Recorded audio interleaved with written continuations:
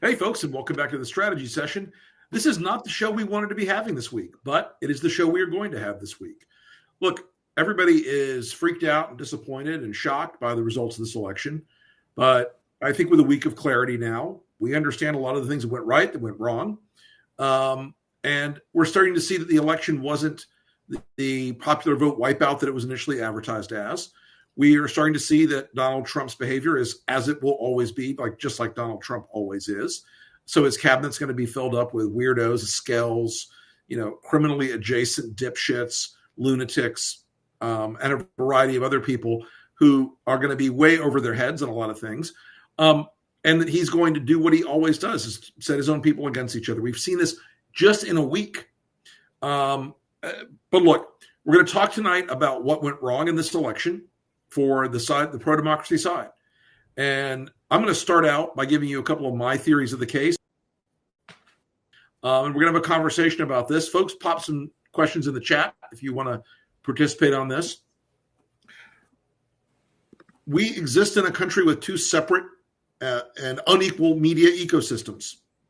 One side deals with the more traditional mainstream media with facts and information and qualitative and quantitative data that exists somewhere in connection to the real world. And one side lives in a haunted castle full of imaginary demons that scare the shit out of them every single minute of the day, whether it's caravans or trans kids or whatever it is, or communism. And in all these things, there's a great power to be able to shape the reality of people that are listening to you and watching you. And one thing everyone undercounted and underscored in this was that Donald Trump's ecosystem, and it's not just because of him, it's existed for a long time, had a stronger ability to shape the realities of millions of Americans.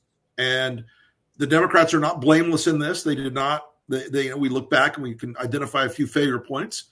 But I want to say this about where we're coming from, and I know the guys will share this as well. Look, to quote the philosopher Malcolm Reynolds from Firefly, we were on the losing side. Pretty sure we weren't on the wrong side. Okay.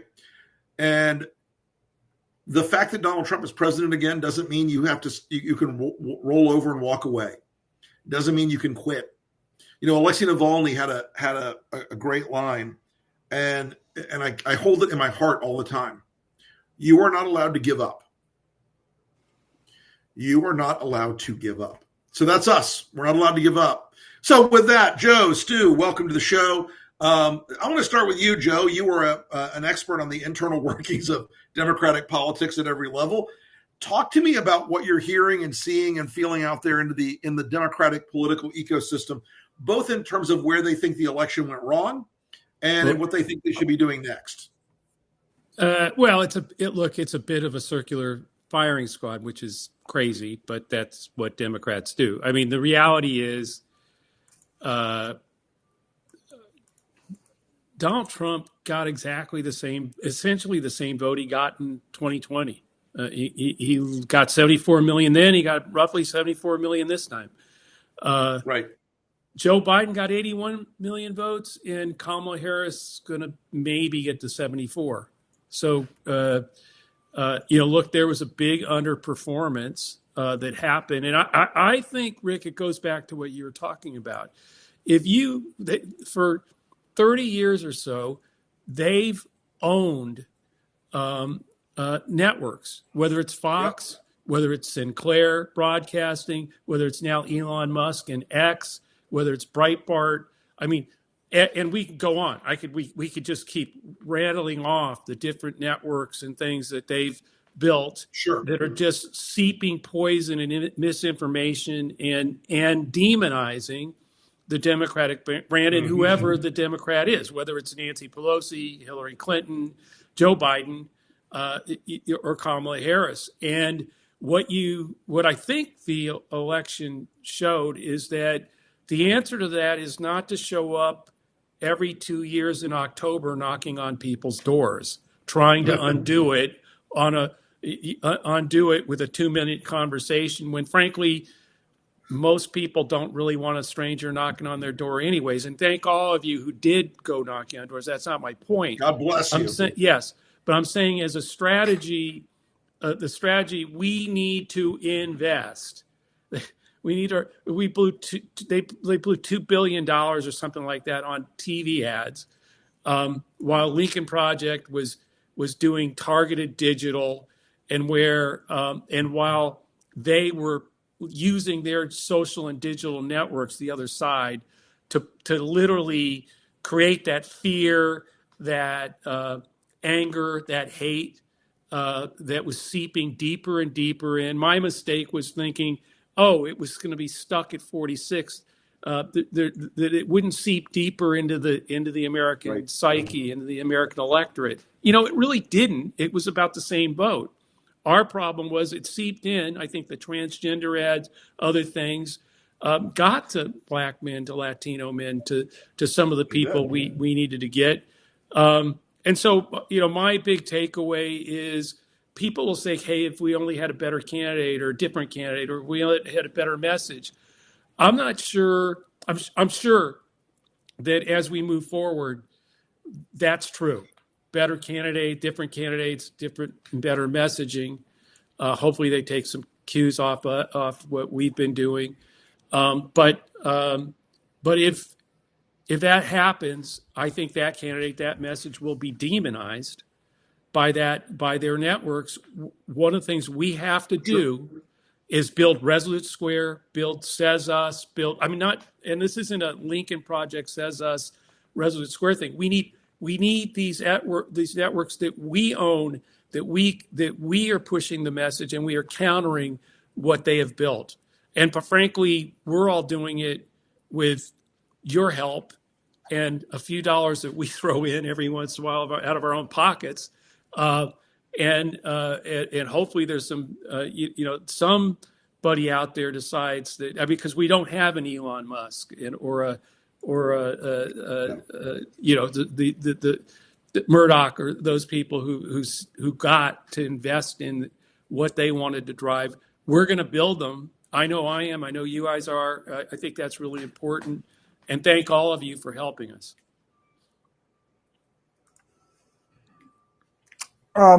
Stuart, so what are your takes on where the election? I think we've been on the winning side of these things and on the losing side, and one of the commonalities is everybody uses both as a reason to push whatever their pet theory is, whatever their pet agenda is. Right. And I think that you have to be very cautious not to overreact to something. I think Harris ran a very good campaign. Agreed.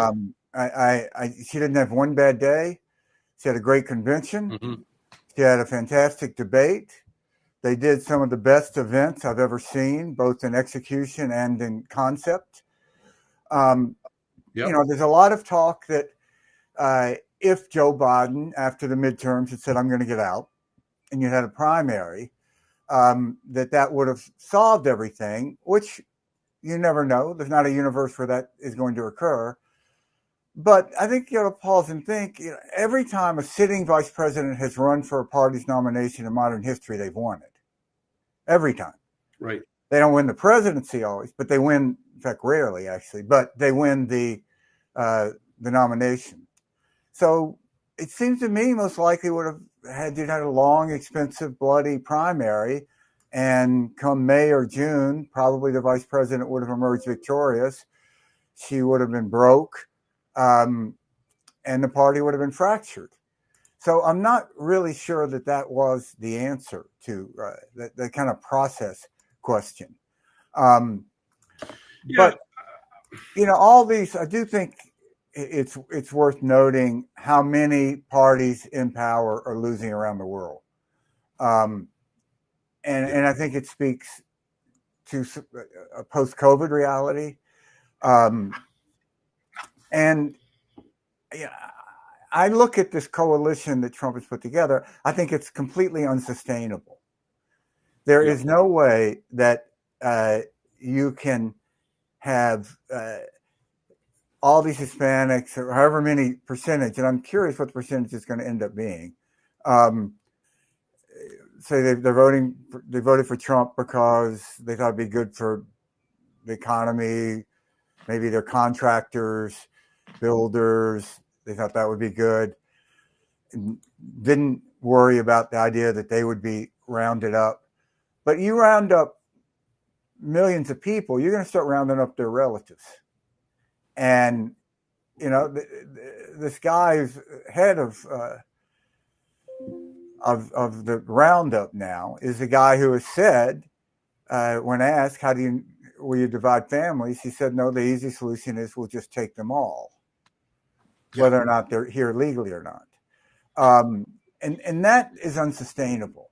I mean, I really don't think Americans are prepared to see large paramilitary law enforcement, thousands and thousands, going on these raids and building these internment camps. So, but if he doesn't do it, then his whole MAGA base will go crazy. I mean, that to me is the real hook there, isn't it? Mm-hmm. Because a lot of the things he's promised the base, massive tariffs, right? He's going to withdraw from Ukraine, withdraw from the world, come back to America and put up a trade barrier and quote, get out of the world. He's promising to let RFK run healthcare in this country, which welcomed back to polio. But a lot of things he's promised them, if he does them, he's in a world of shit. If he doesn't do them, he's in a world of shit. So I wonder, yes, his base lives in this sort of fantasy world, but I also wonder, how much of this with a lot of his base was being driven by these culture war things that like the trans stuff, and this very evident and yet I think undercounted aspect that she was a black woman, and one of the reasons black men were voting against her was she was a woman, and one of the reasons white men were voting against her because she was a black woman. Well, I think one is clear the trans attack what hurt, and it went largely unanswered. And it's clear when you look at the data, you look at the answers and the exits and everything that black men, Latino men. I mean, you don't have to even apply a whole lot of logic or anything to the data. It's very clear.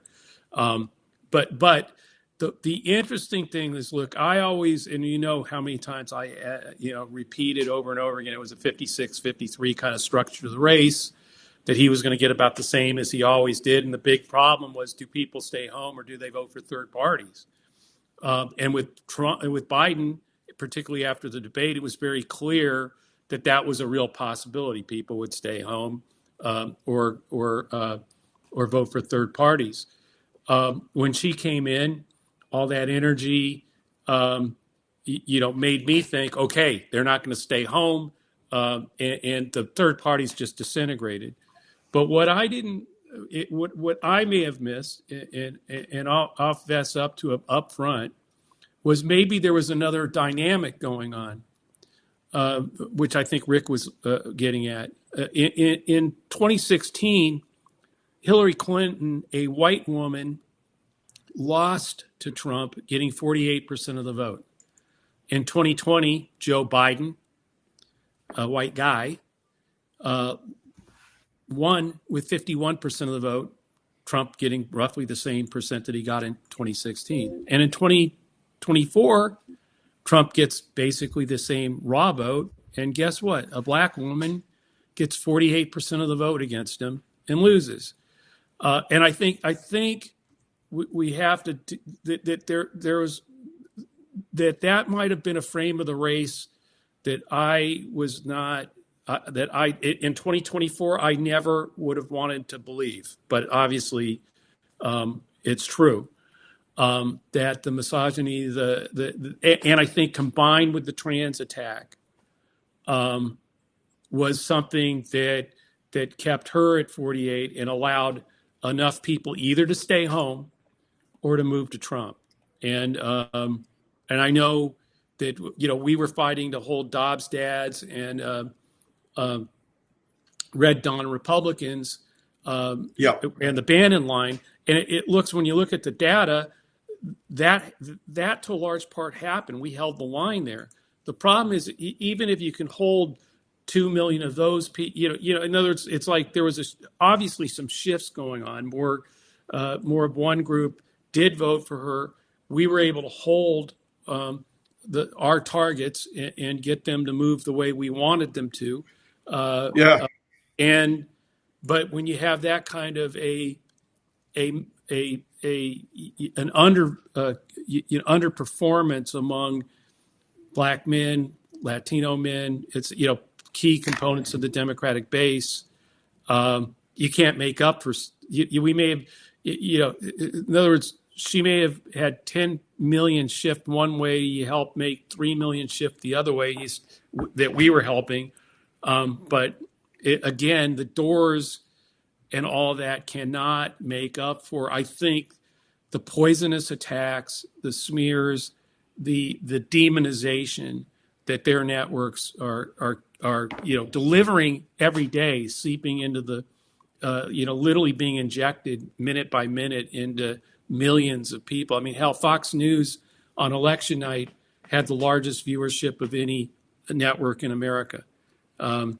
It's just it's that thing that we need to address, along with messaging, candidate, party, Rick, tactics. Let me ask you, because Trump well, Susie Wild well. First, what's your bet on how long she'll last as chief of staff? 9 to 11 months. Okay. And I say that because she'll try to get him through a lot of these earlier confirmation battles.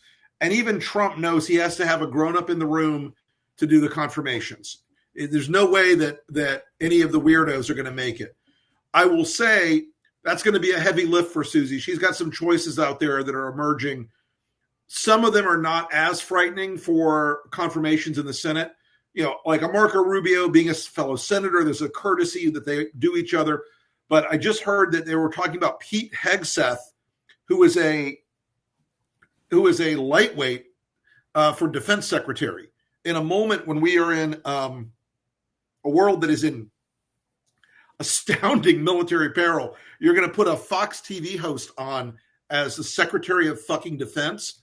Having worked for a Secretary of Defense who was a serious person, I got to tell you, this guy's not a serious person. And how long do you think Rubio will last?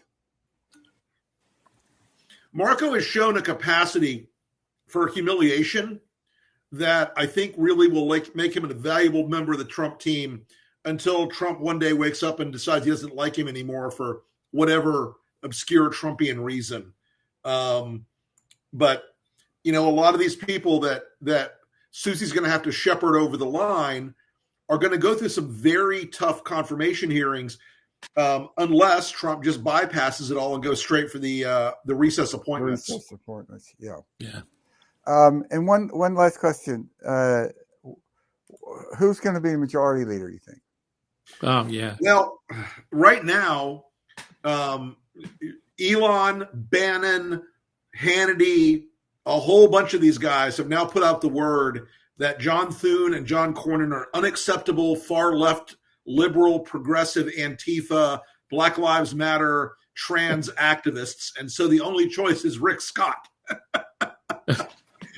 the architect of the largest Medicare fraud in the history of America. Yep. Rick Scott. Graduate of the. But yeah, I mean, I think Rick Scott's got to. Yeah. But here's the thing. Rick Scott was the guy who ran the Senate committee in 2018 and 19, a disastrous job, or 18 to 20 rather, disastrous job at that. He is not a man with what we call a personality or the ability to have human connection. A graduate of the University of Mars, Yes, exactly. A weirdo of the highest degree. And say what you will about, Mitch McConnell and Harry Reid and LBJ, they at least understood human beings, as something other than a food source. And so, Rick Scott is a very strange cat. And I think he's not. I don't think he's in a I don't think he's in So you see this as a McConnell-Trump fight? Yeah, I do. I think this is Trump wanting his somebody in charge of the Senate majority who is an absolute loyalist, and Thune and Cornyn both are products of the old system. Yeah, of those, I think Thune is. Cornyn was a client of mine, so I suffer from knowing him too well. I've known John Thune forever because I worked a lot in South Dakota, and he was coming up. Maybe just that I don't know John Thune as well. But given a choice of those two, I would go with. I think Thune would be better for the country. But for the country, Thune would be better. But the Senate being the Senate, and I mean that as do they fall? Right. Do they just fall in line and do whatever Trump wants? I mean, what do you think, Rick? And you guys know a lot of those Republicans in the Senate. Do they hold for Thune or do they cave in? I got to tell you, it all depends on how much golf Trump wants to play this weekend. Because I think it's real hard to say no to Donald Trump right now if you're a Republican. No. And look, he does not care about the House or the Senate. I mean, he's pulled two people so far out of the Republican majority in the House. Now they'll both be replaced by Republicans, but it doesn't make it easy. Elise Stefanik and Mike Walls, both of whom are people getting jobs that are way above their pay grade, once again. And I think we're seeing something here. And I just thought of this now. I think there's an emergent property of the Trump administration that he's picking a lot of lightweights this time, instead of people like Mattis and Tillerson and Gary Cohn, right. Or even Steve Mnuchin, because he thinks he's going to run everything this time. He doesn't want people who are going to challenge him. Yeah, I would bet that McConnell wins that fight, because I think McConnell, he's so schmarmy. He'll cut some deal with Trump. And, if you go back to 22, there was open warfare between Scott and McConnell when Scott put out that 12-point plan that actually had 11 points. At one time it had 10 points, but those little details aside, the great highlight was it called for renewing sunsetting of every government program every 5 years. So Scott blasted that out, and it didn't take people long to realize, so we're going to vote on Social Security every 5 years. We're going to vote on Medicare every 5 years. Really? That's a great idea. Nothing could go wrong. Nothing could go wrong. Yeah. So McConnell put out a statement that was as close to, I don't even know who this guy is, as you will find in modern politics between two senators. And then it was a disaster. So it'll be really extraordinary if they do end up with Scott. Yeah, I mean, I think the other thing that really upsets the apple cart on is, and this is some inside DC baseball. Mitch McConnell is surrounded by a group of consultants, primarily from a firm called FP1 and another firm called Cavalry. And these guys have made working for McConnell, like they're the ones who get most of the Senate business. And Stuart and I both fought against them to, watch them for years monopolize it, because Mitch would say, you got to use my guys if you want my help. Mm-hmm. Anyway. That never happens on the Democratic side. Oh, I know. Totally innocent on the Democratic side. Yeah. Rick Scott hates those guys like the fire of a million suns. And so right now they're all like, oh, shit, what do we do? So it's really. And Fat Tony is his pollster, right? Correct. And Trump's pollster. Yep. So, there's a lot going on under the waterline on this one. And I think it's going to be a hell of a mess for the Senate. And look, I mean, we're now looking at, again, the House is going to be so close. It's going to be closer right now, or as close right now as close in a few days as it is right now, maybe a little. There's still a narrow chance we can get a Democratic pickup. Because how many seats are still out, Joe? Like 8 or 9, something like that. Yeah, but they only need one or two. The Republicans only need one or two of those seats. I mean, although now with him, you're right though. With him, even though they'll be replaced by Republicans at some point, it could get really, really tight there. So, for a small, I think we should assume they're going to get the House. But is he, with him appointing members of the House to the cabinet, it could make it dicey. We'll see. Yeah. So as we close out this like post-mortem of the elections, I see a few big things ahead, and I want to get your guys' ideas on this as well. I think pro-democracy groups are going to have to fight some of the terrible appointees that are coming down the pike. We may lose those fights. Trump may roll them over. He may recess appoint them. But I think it's important to lay down a marker that as a guy who's an authoritarian is establishing his regime, you fight him full spectrum. It's not just over on election day and you go, okay, that's okay. He gets his way now. Second thing I think we got to start preparing for is to really study how we can, as different groups and individuals, build a better media ecosystem in the center left, and even the center right, which has increasingly become this dark populist shit stain of Fox and worse. I mean, that's the ironic thing. Fox is the least worst of the group of MAGA media. They're like the responsible adults in the room, which is truly shocking. But I think the other thing we've got to start doing is looking at that map for 2026 and raising the cost and the pain of Republicans backing the Trump agenda in the 2026 Senate elections, because it's the good map for the Democrats. Yeah. I mean, the midterms are going to start right after the Super Bowl. Yeah. And it should be a very good year. You could make a case, probably the best case scenario, but say this is like 2004. Bush won, tight race. A lot of people didn't think he would win, including a lot of us inside the Bush campaign thought it would be very, very tight. Then he had sort of a disastrous second term. Social Security reform. Now, he wasn't trying to do any of these kind of crazy stuff Trump is. But probably Republicans will have a lousy midterm. And then you're off to the presidential primary. And as much as I hate Trump, I don't think he'll run for a third term, if only because he'll be too old. Forget the Constitution. And that will be a real Hunger Games inside the Republican Party. Yeah, I mean, two things. One is I think we need to build. Well, I think he's going to say he's going. Hello? Rick is freezing there. Yeah. Yeah.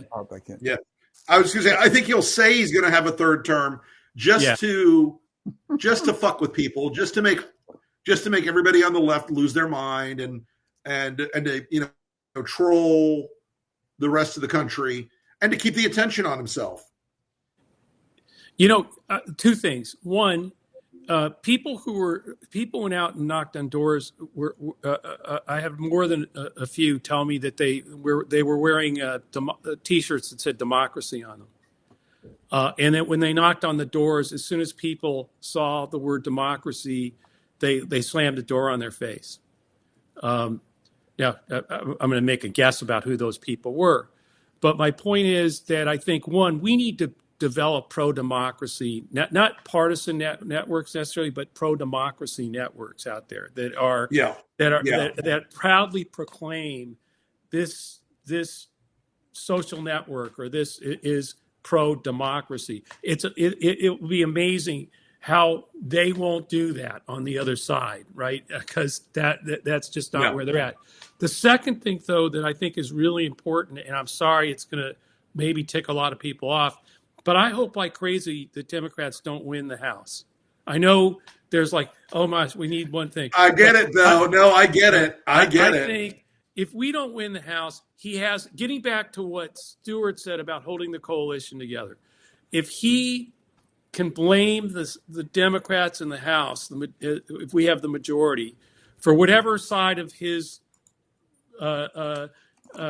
coalition he can't satisfy, take your pick on the. I can't deport all these people because the Democrats in the House are standing in my way. So it will always be us. It will be Democrats that are the villain that stopped him from doing what he wanted to do. If he has the Senate and the House, and obviously the administration and the cabinet, and he doesn't do something, I believe what Stuart said is right. He can't hold the coalition together, and he has nobody to blame. If we win the House somehow, if we edge it out, and I know it sounds, horrible to have a Democratic somebody. I've been doing this for 40 or 50 years. I never thought I'd be on the strategy session saying, "Man, I hope we don't win the House by a couple of seats." I just think that'll play right into his, his whole style of needing an enemy, of needing a villain, and it won't be worth. I understand, what we might gain by that, but I don't think it's worth it. I think, let them have all of it at this point, given what happened, and let them fight it out, because those fights and divisions are going to happen in their party, not ours at this point, not mine at this point. Anyway. Right. Well, I think that's right. I think, look, folks, again, and this is a longer conversation, but I want to say this before we sign off tonight. We're working the problem. We looked at our numbers, and again, as Joe and Stuart were talking about, we moved a lot of the voters we wanted to move, but the national tide ran against. And this right-wing ecosystem that convinced people that a good economy was a bad economy, and that the biggest issue of all was trans kids or immigration, and ignoring everything else, we couldn't overcome that national tide. Donald Trump is always, when he's in power, weak. He's strong campaigning, he's weak in power. He was terrible at managing COVID. Before COVID, he was terrible at managing everything. He's corrupt, he's broken, he's a bad guy, and they put every political egg into his basket. There is no other party in their mind. There is nothing else but Trump. So our job here on Resolute is to keep communicating this pro-democracy message in the face of authoritarianism rising here in America and around the world. Our job at Lincoln is to make Trump politically unable and weak to accomplish some of the horrible things he wants to do. One thing, by the way, and I haven't talked to you guys about this yet, in 2021, after January 6th, we targeted a few corporations that were supporting the election deniers.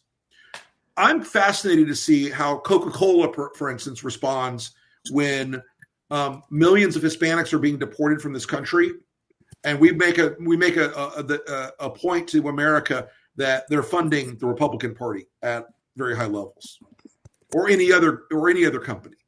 I think there's going to be a greater shock to the system in this country than people think if they try to execute these deportations and some of the other horror shows of Project 2025, which was the plan all along. Surprise! As we go forward. Yeah.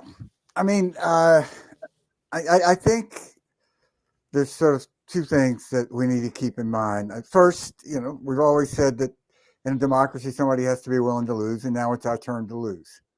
And we should take some pride in that we're not out there challenging the election. We're not saying it was stolen. Okay, he won. So what does that mean? And I think that the point Joe's made and you made about the overreaction that they will have. They will overextend themselves. And that may be, in the end, we'll look back on it, that was a necessary step to really show the evil of Trump. So I would say there's lots of reasons to be hopeful going forward. Mm-hmm. Rick, are you with us, or have we lost you? I think Rick may be frozen on us. Look, we all have to be the tip of the spear for democracy. That fight's not over. We can still do quite a few things, and we can build. We can build Resolute Square. We can build Says Us. We can build millions of people out there to be ready for this fight and to keep it moving forward. And that's what makes you so important for supporting Resolute Square, for being here on the strategy session. I hope you'll continue to spread the word to get others to join us here and on Resolute Square at the site, and take a look at says.us. And then I know Rick's going to go through some other things that we hope you'll spend some time with and join us. Well, yeah, folks, we've got, again, this ecosystem, like all ecosystems, has to start somewhere, has to grow from something. And, we're going to be relentlessly pro-democracy. We're going to be the militant arm of the pro-democracy movement in this country, because there's no other alternative. You can't just hope for the best. You can't be like the gentry conservatives and pretend that somehow Donald Trump is going to moderate or be a grown-up. We know what the fight ahead is. So in all these platforms that we're on, hope you'll follow us, support us, like and subscribe, all the things that feed the algorithms, because we are all slaves to the algorithms. We'll see you guys again on the next edition of the strategy session. And thank you so much for joining us tonight. Thank Keep you, your guys. chin up. Keep the faith. We're going to be okay. Thank you. Take care.